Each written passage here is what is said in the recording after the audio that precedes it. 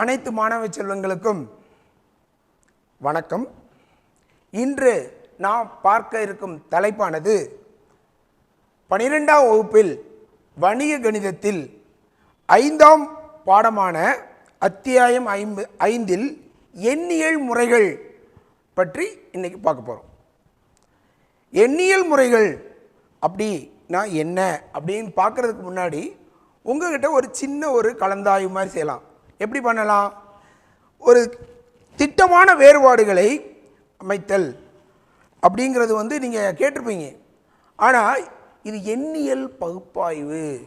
எண்ணியல் பகுப்பாய்வு என்பது இயற்கணிதத்தின் அடிப்படை செயலிகளை திரும்ப திரும்ப பயன்படுத்தப்படும் பொழுது கிடைக்கும் தோராய தீர்வுகளே. மேலும் எண்ணியல் பகுப்பாய்வுகளை அறிவதற்கு எண்ணிடத்தக்க வேறுபாடுகளை அறிந்திருப்பது மிக மிக அவசியம். ஜோசப் லூயி லெக்ராஞ்சி என்ற இத்தாலிய கணிதவியலாளர் பகுப்பாய்வு, எண் கோட்பாடு மற்றும் வாணிப இயக்கவியல் துறைகளில் இவரின் பங்களிப்பானது அளப்பரியது. மாணவர்களே, ஒரு எண்ணியல் முறைகளினுடைய அடிப்படை கூறுகள் அப்படின்னு பார்த்தோம்னா என்னன்னு தெரியணும். அடிப்படை கூறுகள் சொல்லும் பொழுது நாம் சரியானபடியாக தெரிஞ்சுக்கணும்னா திட்டமான வேறுபாடுகளை அமைத்தல், ஃபைனட் டிஃபரன்சஸ்.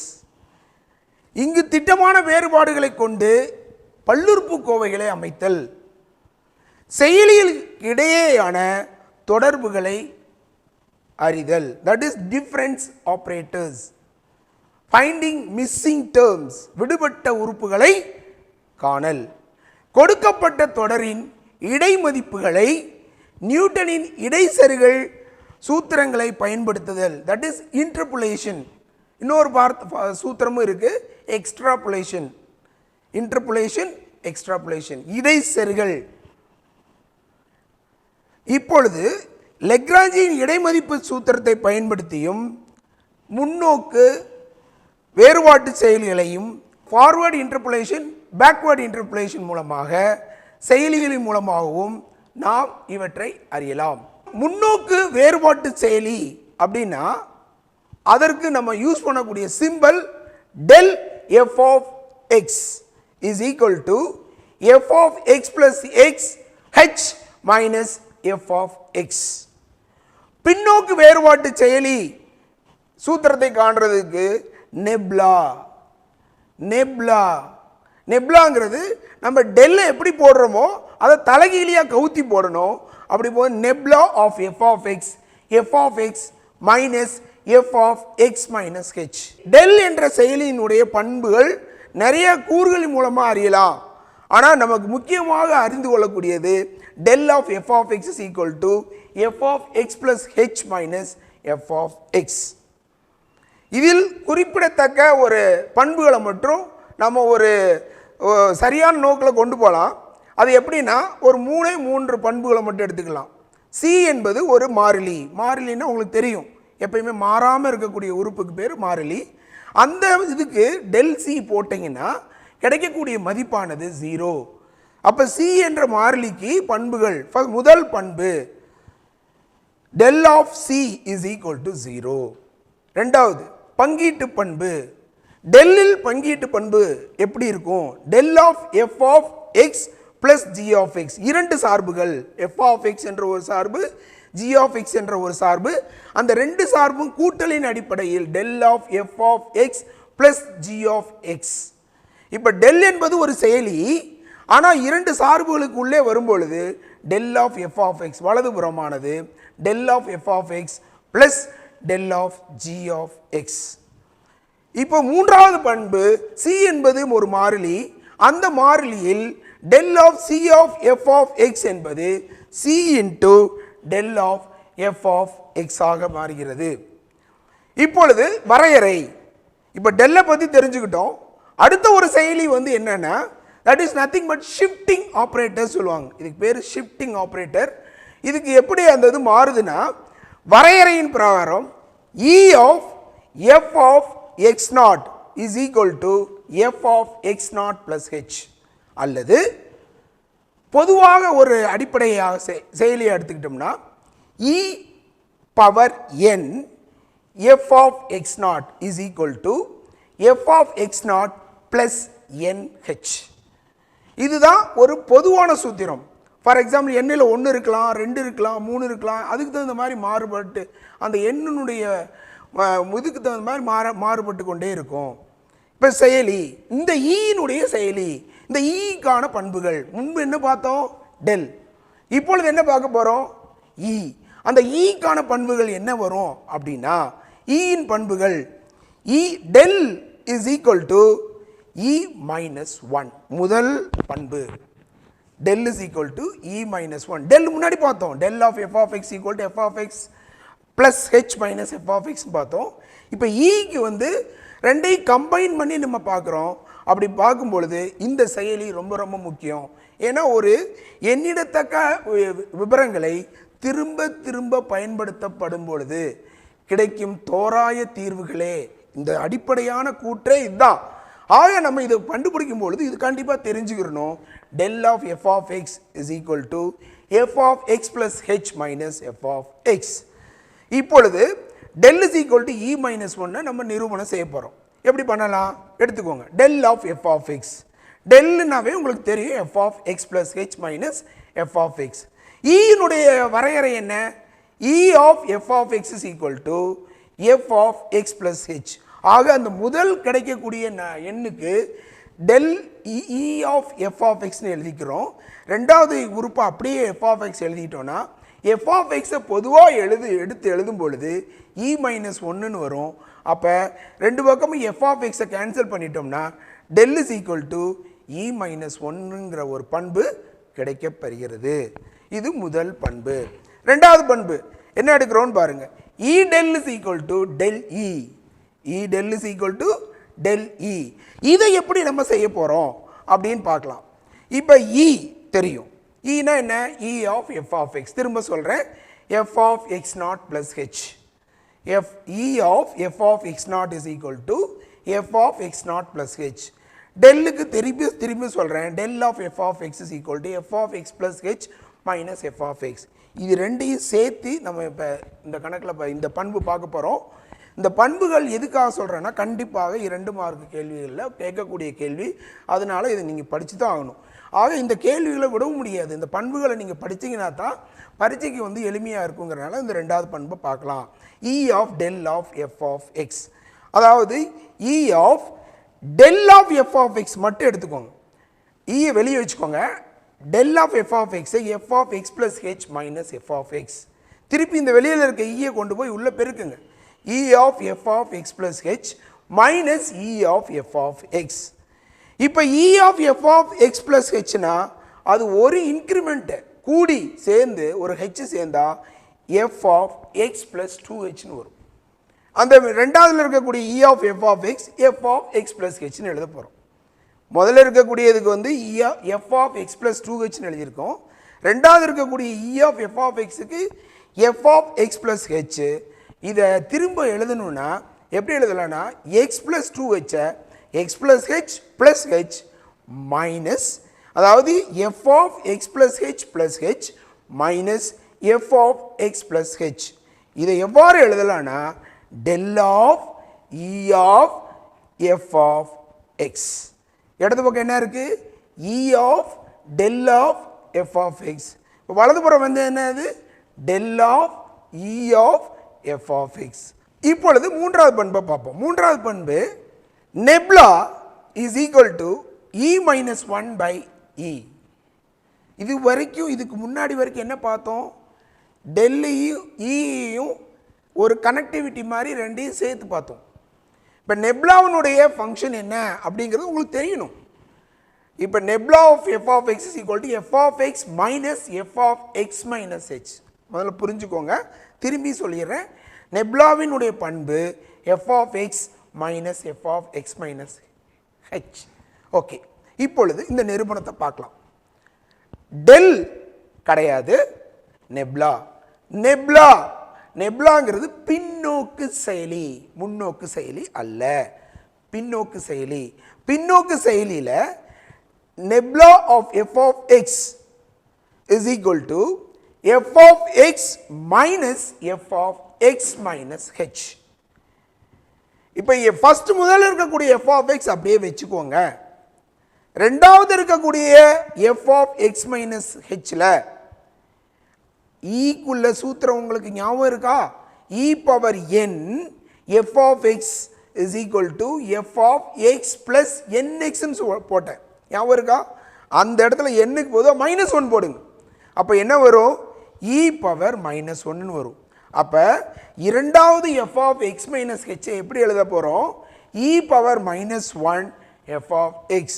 இப்போ இருபுறமும் முதல்ல இருக்கக்கூடியது f of x, இரண்டாவது இருக்கக்கூடிய அந்த செயலியானது e power -1 f of x என்று எழுதலாம். எப்படி எழுதலாம்? f of x minus h எழுதின உடனே f of x பொதுவாக எடுக்கிறோம்.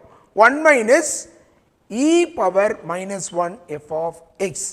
இருபுறமும் நெபுலா இடது பக்கத்தில் இருக்கு, f of x இருக்கு, வலது புறத்தில் 1 minus e power -1 f of x இருக்கு. அந்த f of x ஆட்டோமேட்டிக்காக வெளியே போயிடுச்சுன்னா இப்போ இடது பக்கம் என்ன இருக்கு? நெபுலா. வலது புறத்தில் என்ன இருக்கு? 1 minus e power -1. அவ்வாறு எழுதியிருந்தோம்னா இந்த e power -1 1/e ன்னு எழுதி அதை சுருக்கி எழுதினோம்னா e -1/e ன்னு வரும். இடது புறத்தில் என்ன இருக்கு? நெபுலா. வலது புறத்தில் என்ன இருக்கு? e -1/e. திரும்ப சொல்றேன், நெபுலாங்கிறது இடது புறத்தில் இருக்கு, வலது புறத்தில் e -1/e. இவ்வாறாக மூன்றாவது நிரூபணமும் நிரூபிக்கப்பட்டது. ஆக முதல்ல 3 நிரூபணங்கள், 3 செயலிகள் நம்ம நிரூபிச்சிருக்கோம். நாம் செயலிகளை பார்த்தோம். இந்த செயலிகளை உள்ளடக்கிய ஒரு முக்கிய முடிவுகளை மட்டும் பார்த்துடலாம். அது எப்படின்னு பார்த்துடலாம். முதல் முடிவு 1 plus del bracket 1 minus nebula is equal to 1. இது முதலாவது முடிவு. இரண்டாவது முடிவு del nebula is equal to del minus nebula. மூன்றாவது முடிவு nebula is equal to E inverse del. இந்த 3 முக்கிய முடிவுகளும் கணக்கில் சமயங்களில் நாம் அதிகப்படியாக பயன்படுத்துவோம். அதுக்கு இந்த முடிவுகள் மிக பிரயோஜனமாக இருக்கும். இதுவும் ஒரு முக்கியமான எடுத்துக்காட்டு. இந்த நல்ல கணக்குகளை அனைத்துமே எடுத்துக்காட்டில் கொடுத்துருக்கிறது உங்களுக்கும் ஒரு எளிமை. இதை நான் சொல்லும் பொழுது உங்களுக்கு என்ன ஒரே ஒரு சின்ன பாயிண்ட் கிடைக்குன்னா, ரெண்டையுமே நம்ம ஒன்று சேர்க்கிறோம். கனெக்டிவிட்டி அல்லது இன்கார்பரேட்டர்னு சொல்லுவாங்க. ரெண்டையும் ஒன்று சேர்க்கிறது. அந்த ஒன்று சேர்க்கும் பொழுது தான் இந்த கணக்கினுடைய அடிப்படை தன்மையும் அந்த கணக்கினுடைய ருசியும் உனக்கு புரியும். நம்ம சாப்பிட்ட உடனே நல்லா சந்தோஷமாக இருக்குது அப்படின்னு நினைக்கிற மாதிரி கணக்கையும் நம்ம ஈஸியாக புரிஞ்சுக்கலாம். ஓகே, இப்போ பார்க்கலாம். இது எதுக்குன்னா, அடுத்து நான் போடக்கூடிய ஒரு 5 மார்க்கு கணக்கு இது ஒரு வழிகோலாக இருக்கும். அதுக்காக தான் இதை போடுறது. முதல்ல எடுத்துக்காட்டு 5.8 பக்கம் எண் 180ல் கணக்கு முதல்ல u0 = 1, u1 = 11, u2 = 21, u3 = 28 and u4 = 29 எனில் del 4 of u0 காண்க. இது இருக்கா? ஓகே, இப்போ இந்த கணக்கை பார்க்க போகிறோம். ஏன்னா சார் என்னோட தியோகு சொன்னீங்க அப்படிங்கிற மாதிரி இருக்கக்கூடாது. டெல்லுக்கும் இப்போ நம்ம கொடுத்த செயலிக்கும் ஒரு சின்ன ஒரு கனெக்டிவிட்டி நான் உங்களுக்கு சொன்னேன். டெல்லுனா என்ன? E -1. நல்லா புரிஞ்சுக்கோங்க. டெல்லுனா என்ன? E -1. மறக்காதீங்க, டெல்லுன்னு சொன்னாவே E -1 உங்கள் மனசில் கண்டிப்பாக வர வேண்டும். அப்படி இருந்தால் தான் உங்களுக்கு அந்த கணக்கு ருசிக்கும். del power 4 u0 is equal to டெல்லுக்கும் ஈக்கும் கனெக்ஷன் முன்னாடி சொல்லிட்டு E -1 whole power 4 u0 என்பது. இப்போ E -1 whole power 4 not E -1 whole square formula தெரியும், 3க்கு தெரியும், 4 5 6 இந்த மாதிரி வரும்பொழுது நீங்கள் கொஞ்சம் கஷ்டப்படுவீங்க. அந்த கஷ்டத்தை போக்குவதற்கு நிவர்த்தி பண்ணுறதுக்கு என்ன பண்ணலாம்?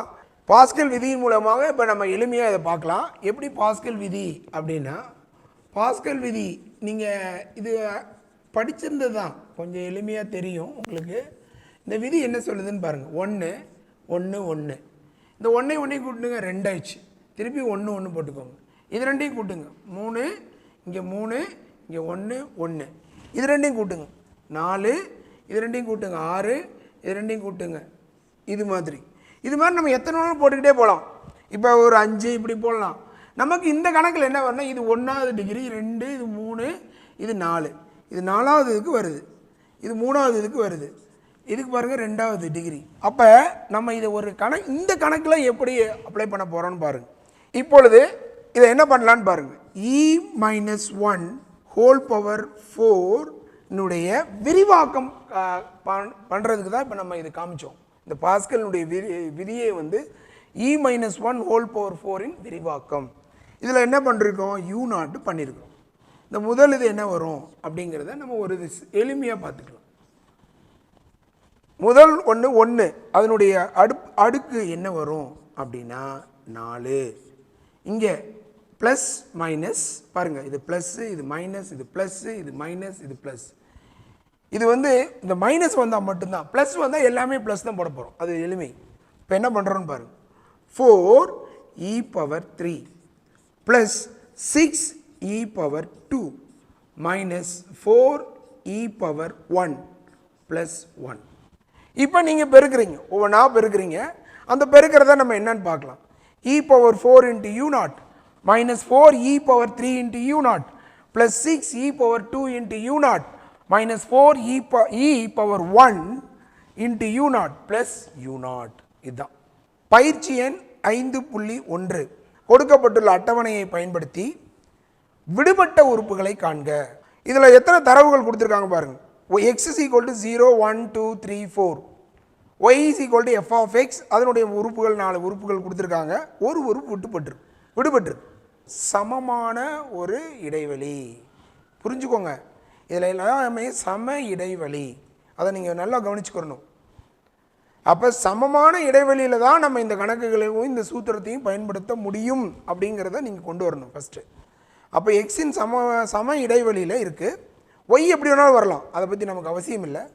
இது மொத்தம் எத்தனை உறுப்புகள் ஒய்யில் இருக்குன்னு பாருங்கள். இந்த எக்ஸில் இருக்கக்கூடிய உறுப்புக்கு ஆன சார்பானது ஒய். அந்த ஒய்யினுடைய உறுப்புகளை வந்து 4 இருக்குது. அந்த 4னா அது எத்தனை மதிப்புகள் கொடுக்கப்பட்டிருந்தால், இப்போ எஃப் ஆஃப் எக்ஸில் 4 மதிப்பு கொடுக்கப்பட்டிருந்தால் அதனுடைய படி 3.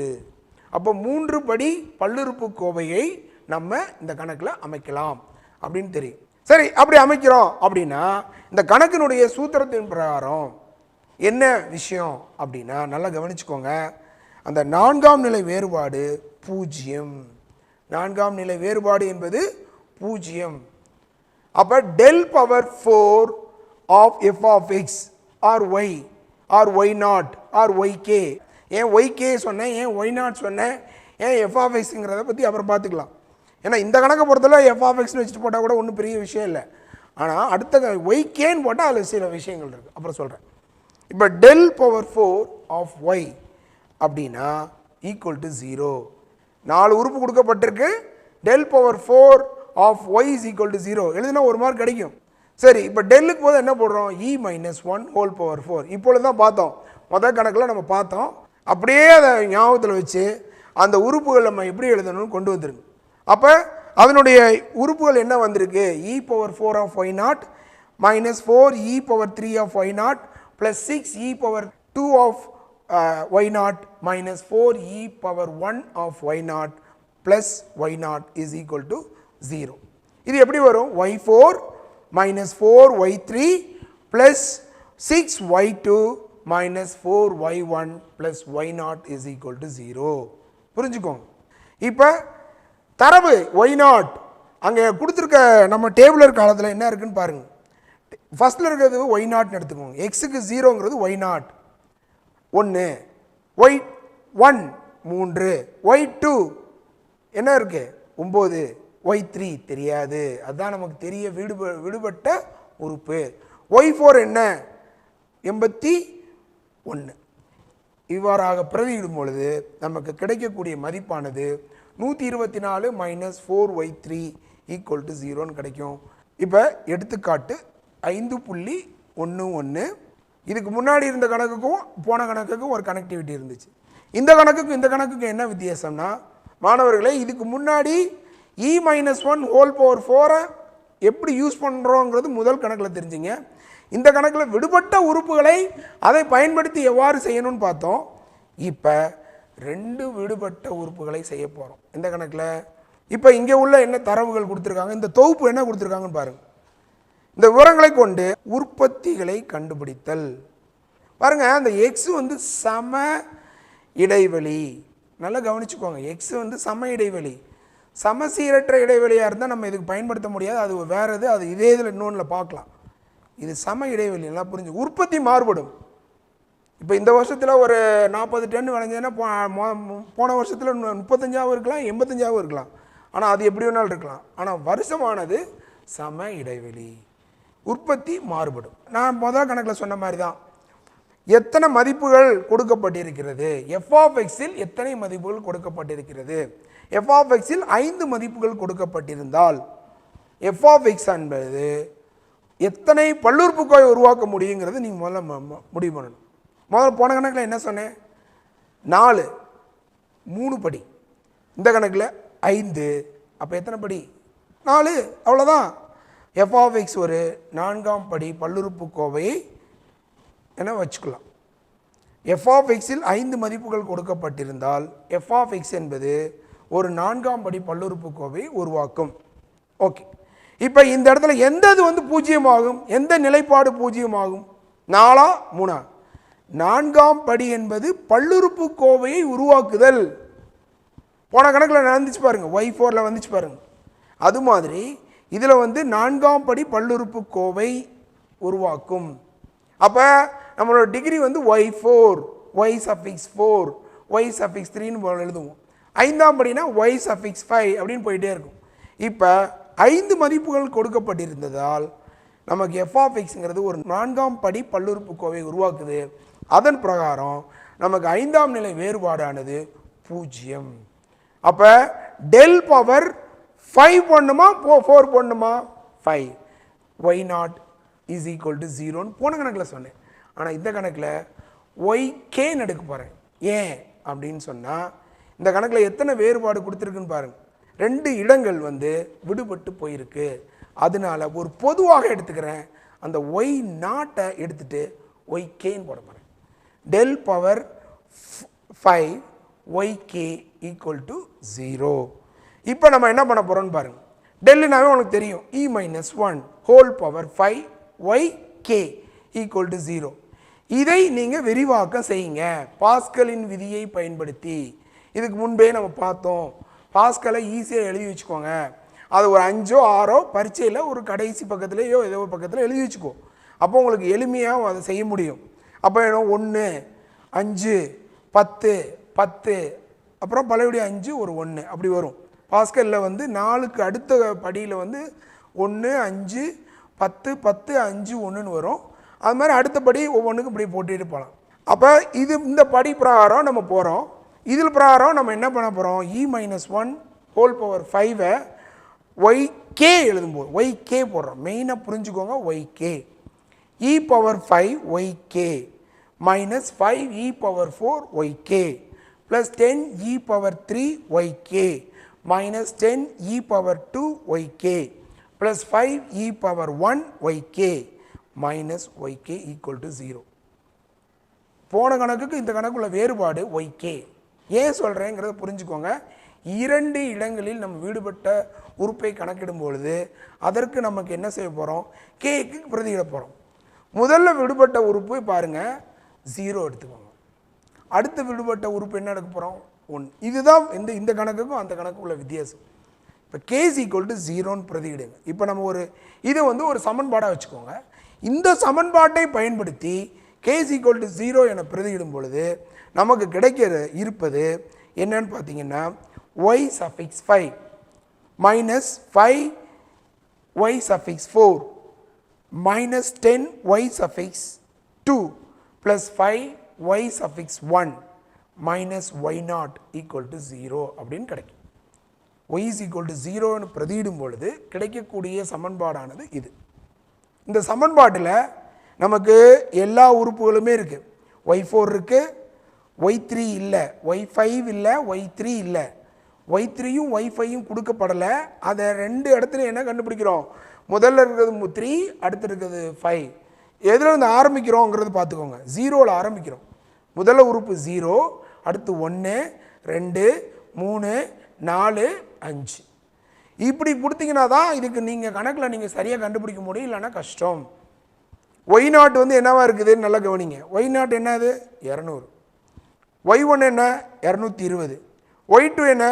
260. Y3 தெரியாது, அதான் விடுபட்ட உறுப்பு. Y4 350. Y5 தெரியாது. ஆக இப்போ உங்களுக்கு எளிமையாக அதை கொண்டு பிரதியிட்டாச்சு. பிரதியிட்ட இடத்துல நம்ம வந்து என்ன ஒரு சுருக்கி போடும் பொழுது கிடைக்கக்கூடிய மதிப்பு முதல் சமன்பாடு y5 + 10y3 = 3450 கிடைக்கும். கிடைக்குதா? கிடைச்ச உடனே அதை ஒரு சமன்பாடாக வச்சுக்கோங்க. இப்போ இன்னொரு விடுபட்ட உறுப்புன்னு இருக்குது பார்த்தீங்களா, அதுக்கு k = 1ன்னு பிரதியிடு.